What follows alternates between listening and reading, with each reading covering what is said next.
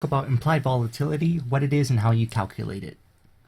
So volatility is just this, your standard deviation.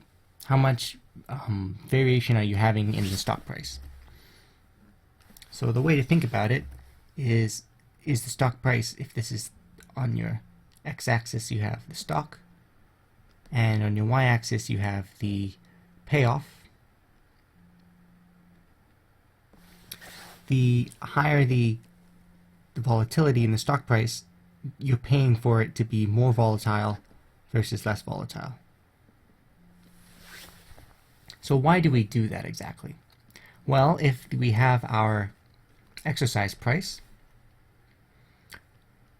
X being at a certain threshold, you're going to make money for a call option if the price of the stock is higher than the threshold. And so you're going to be making money in this area.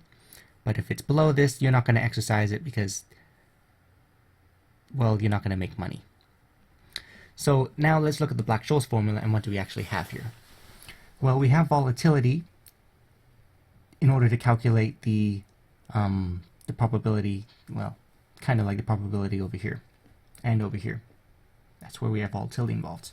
So volatility is a high number. What's happening exactly? Well, it's being squared, so it's going to be, this is going to be the biggest impact here, is the squared factor, because that's an exponent, right? So if it's, I don't know, 3 or something, you're going to get 9 or something like that. So this is going to be, the higher the volatility, the larger D is going to be.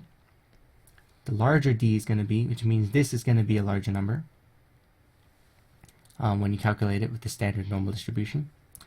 And the same for over here. So what does that mean exactly? Well, that means that this is going to be worth more. You're going to be getting more money out of it. If you remember, this is what you get, this is what you pay. You can see another video that we made in order to go over that a little bit more.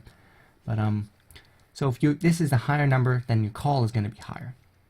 So that's looking forwards. The way you're looking forwards is if your standard deviation is more volatility, then your call option is going to be worth more. So what they do in the marketplace is they're not given your standard deviation. There's no number to look up volatility exactly. What it's just calculated from looking at past trends, past dots on the graph. Where is the stock price going to be? And if you're using the Black-Scholes formula, the way to calculate implied volatility, what you're doing is you're having all these other parameters except you're missing your standard deviation, and you work backwards to find out this number. So hopefully that was helpful, and we'll see you in another video.